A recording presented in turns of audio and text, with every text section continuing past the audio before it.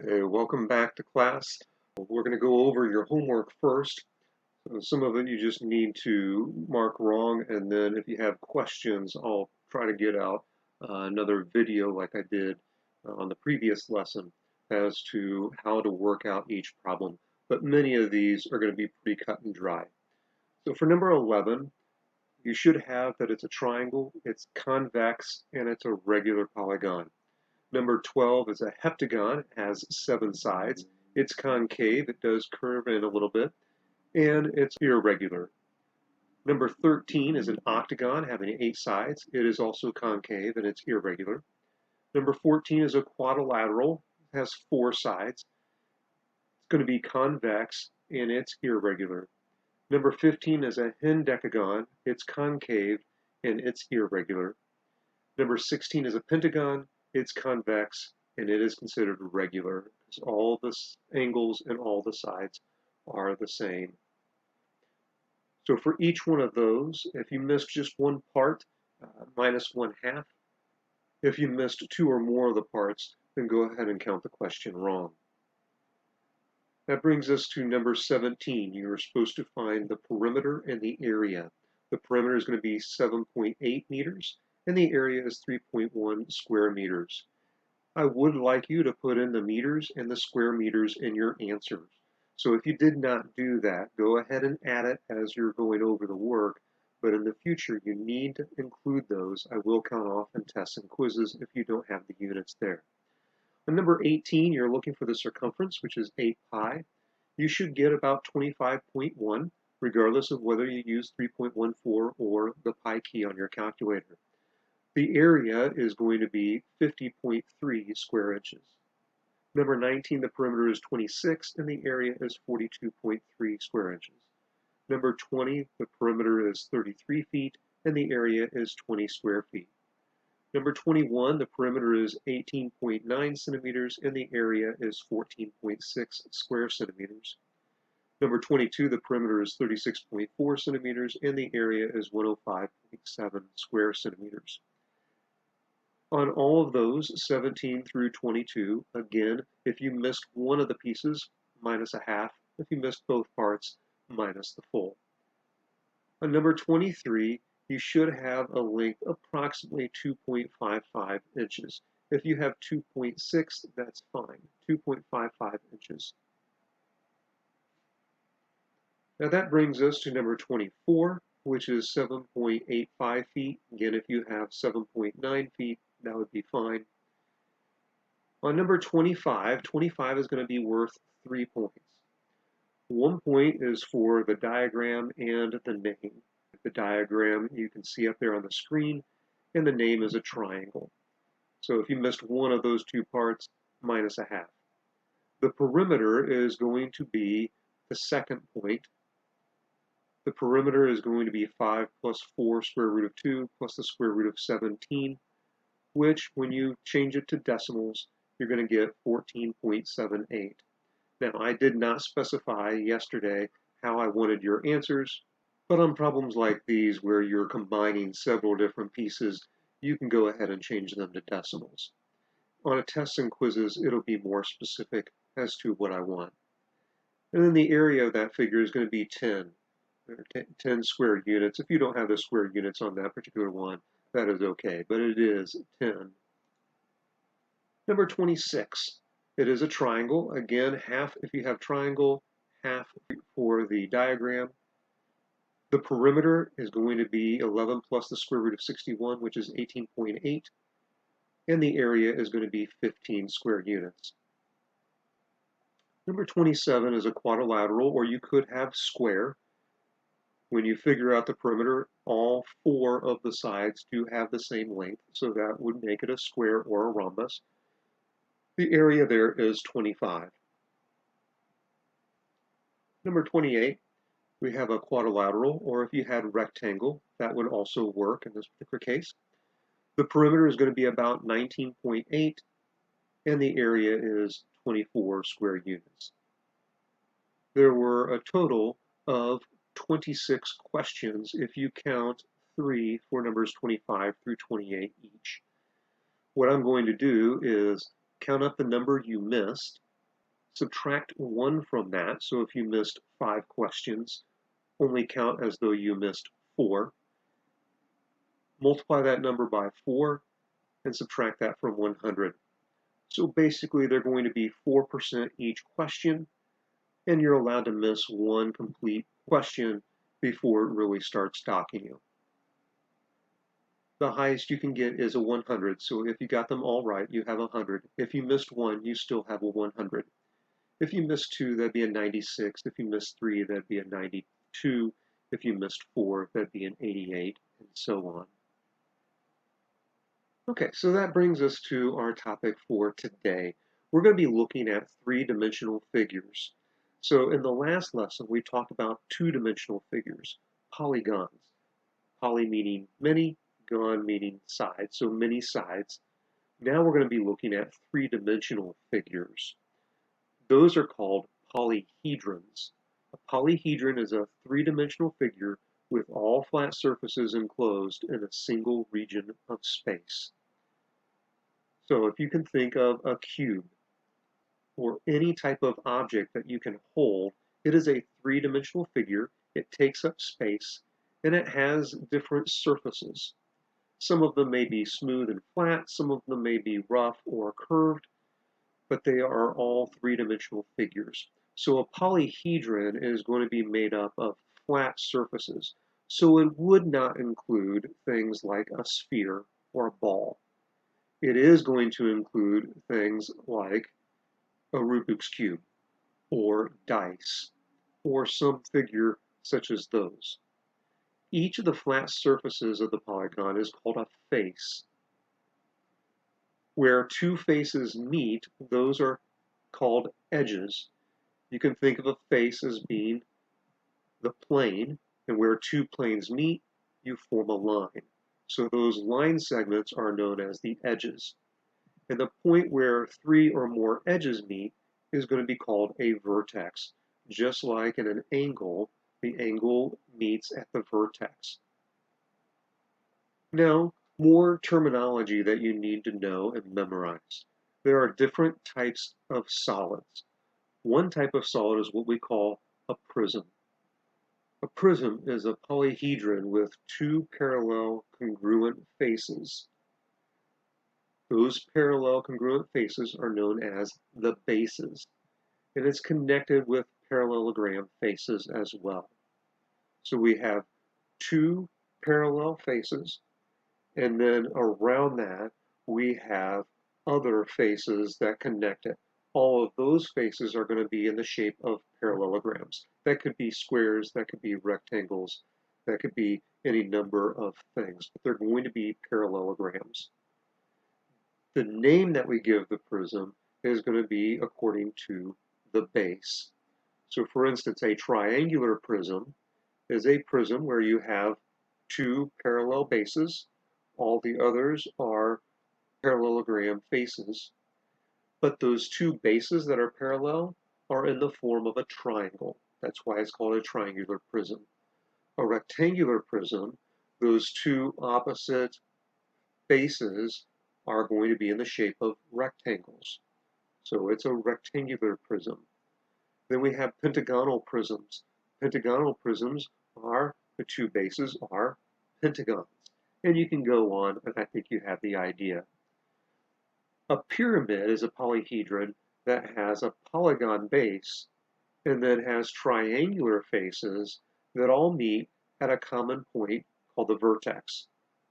These figures are also named according to the base. So a triangular pyramid would be a pyramid that has a triangle as a base, and then it has three triangles that make up the faces that all meet at the very peak. A rectangular pyramid would have a rectangle as the base, with four triangles all meeting at the vertex. A pentagonal pyramid would be a pentagon as the base, with five triangles all meeting at the vertex, and so on. Now, I'm going to go ahead and throw cylinders and cones out here, and even spheres, but keep in mind that those are not considered polyhedrons, because they aren't made of faces. So you don't have flat surfaces with cylinders, cones, and spheres, at least not all of them. So let's do a couple of practice problems here. First question is this figure on the screen a polyhedron? If you said yes, then you are correct. So my next question would be, well, what kind of polyhedron is it? Is it a prism or is it a pyramid? It is going to be a prism. Not all the faces are meeting at one point, so therefore it is going to be a prism. Those are the only two we're going to be talking about. Since it is a prism, what kind of prism is it? Well, what is the shape of the base? The shape of the base is a rectangle, so we would consider this a rectangular prism. Now, what are the bases? Well, with rectangular prisms, that's a little bit questionable because really, depending on how you have the figure flipped around, they can all be bases. But based on the way the figure is drawn right now, the two bases would be A, B, D, C, and E, F, H, G. Now you will notice the order in which I went. I started at one point, one vertex, and then in this particular case, I went around clockwise. So I started at A, then I went over to B, and then I went down to D, and then over to C. I did not zigzag across. It is not A, B, C, D. We want to make sure that we go in a proper order. Now, you could have the base as A, C, D, B. So if I started at A and went counterclockwise, I would get A, C, D, B. Both of those would be correct. And you don't have to start at A. You could have started at one of your other points. But as long as you start at a point and go either clockwise or counterclockwise, you'll have the right answer. What are the faces? Well, since this is a rectangular prism, there are going to be four faces. We have two bases, the top and the bottom, and we're going to have four faces. So I could start with the front face and go with C, D, H, G. There I went counterclockwise. If I go with the back side, I would have A, B, F, E. If I look at the left side of the figure, I could have A, C, G, E. And then the right side would be B, D, H, F. What about the edges? Well, pretty much any of the lines there are edges. So you have quite a few.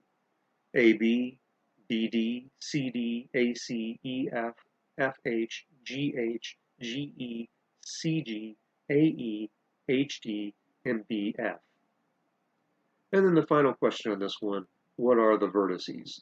Well, the vertices are all of those points. So A, B, C, D, E, F, G, H.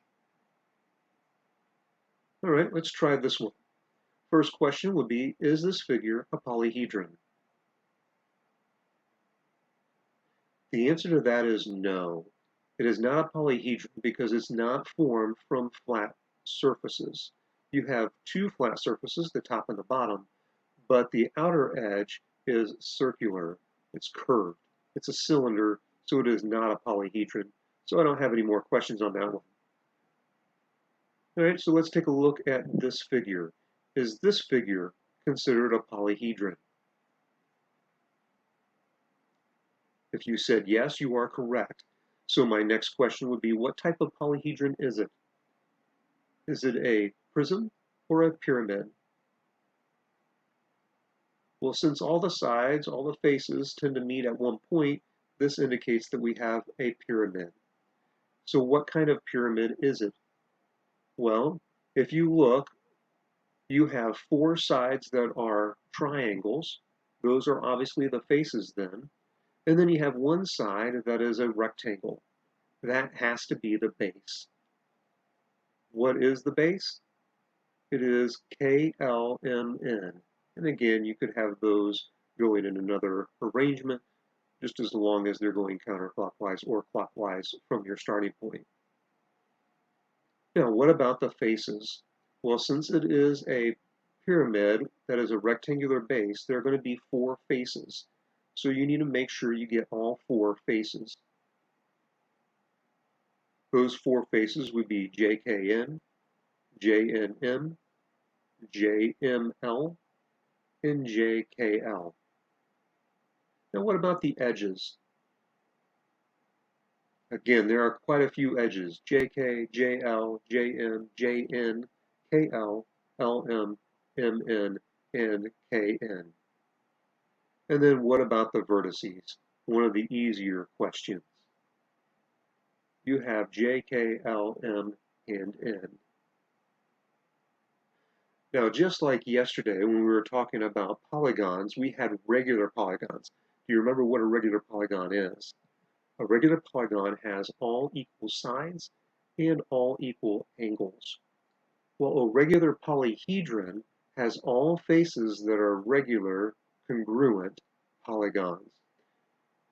These are often called Platonic solids.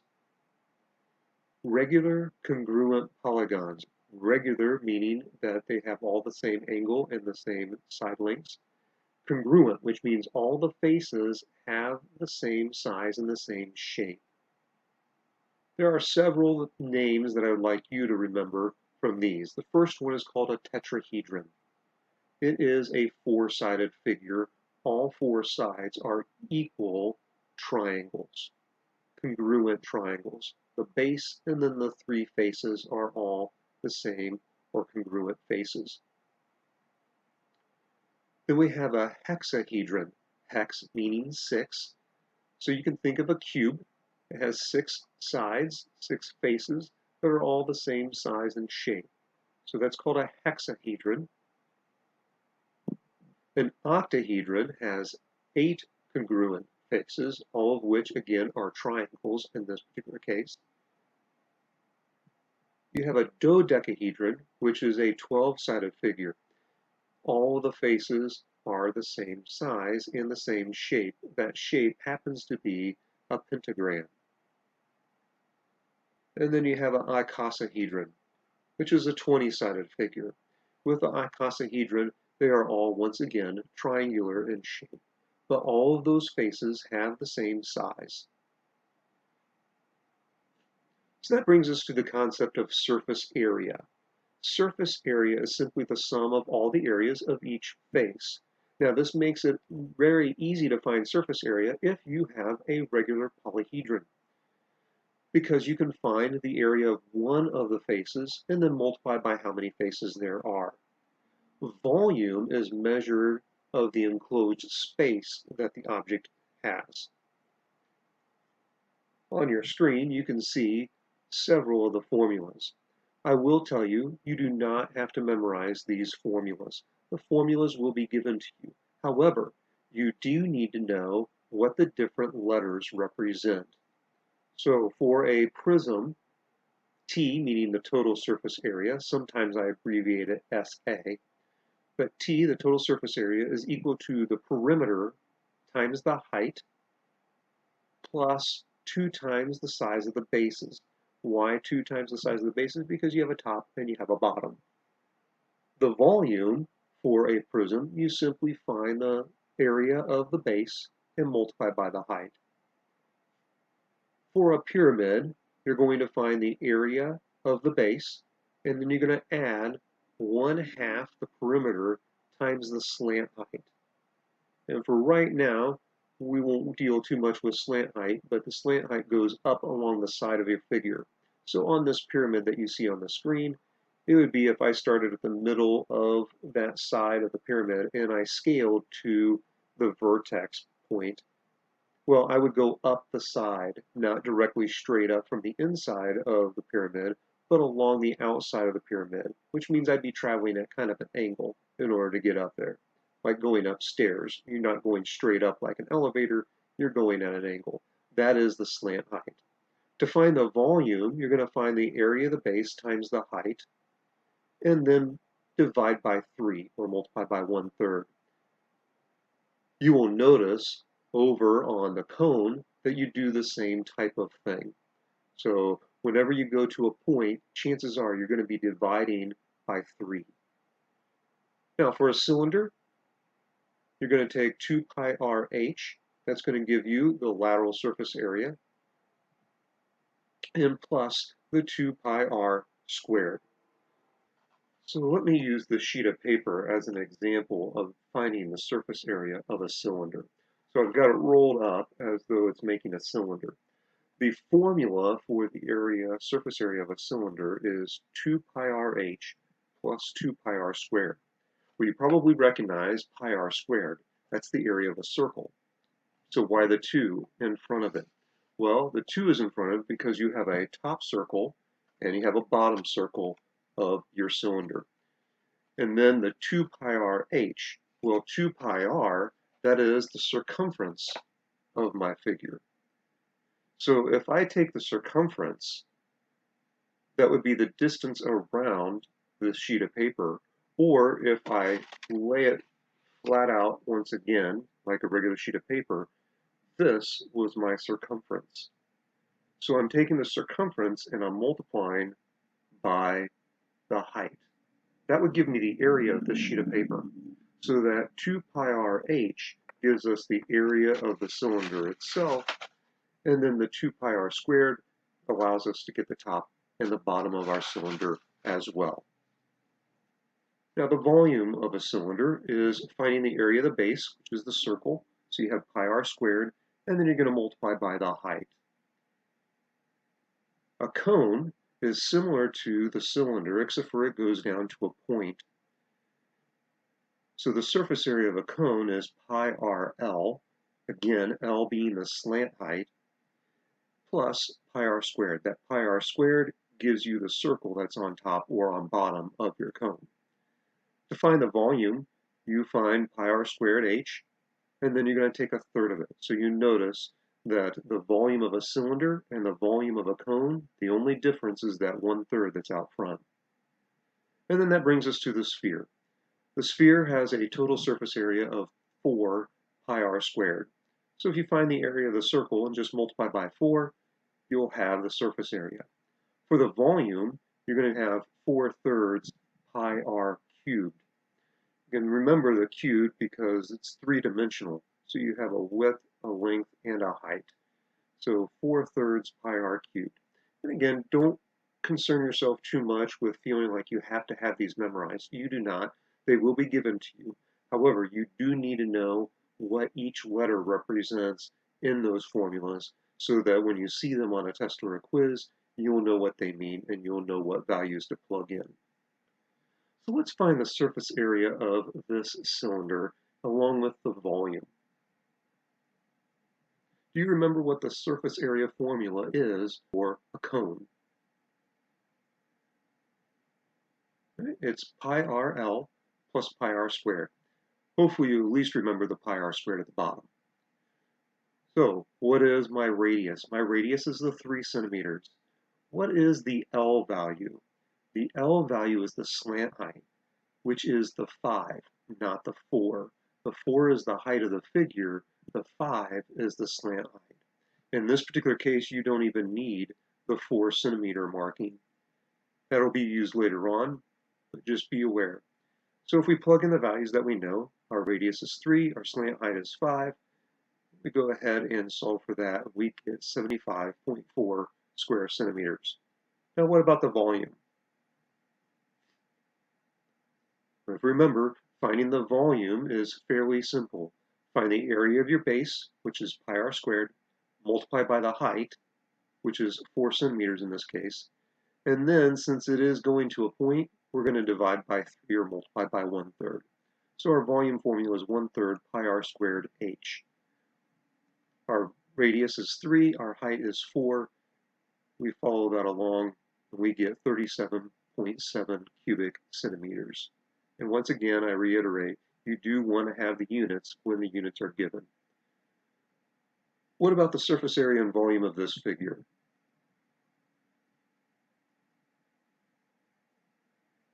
Now, if you do forget the formula or whatever, just think about what you could do. You need to add all the sides together. All the sides are some sort of rectangle or square. So if you find the individual areas of each side, add them together, you will get the surface area.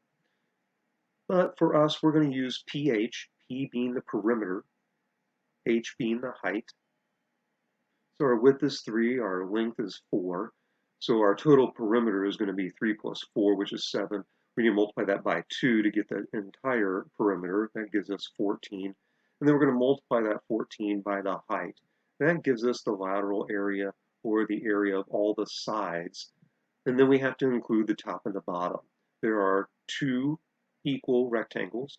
They're both 3 by 4. So when we do that, we end up getting a total of 66 square centimeters. To find the volume, we find the area of the base, which we already did up in the previous part. 3 times 4, that's 12.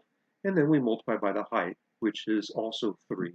And that gives me a volume of 36 cubic centimeters. Now here is a sphere. Let's find the surface area and the volume of this sphere. The surface area formula is 4 pi r squared. So your radius is 6. 6 squared is 36. 36 times 4 times pi gives you about 452.4 square inches. And what about the volume? The volume is 4/3 pi r cubed. So we've got to take 6 cubed, which is 216, multiplied by 4/3 and by pi, giving us a total volume of 904.8 cubic inches. You need to know the names of some of the polyhedrons that we've done. There's a lot of terminology that we've learned throughout this first chapter already. I would encourage you every night, go over the terms that we've learned over the last couple of days so that they are well ingrained in your mind by the time the tests and the quizzes come around.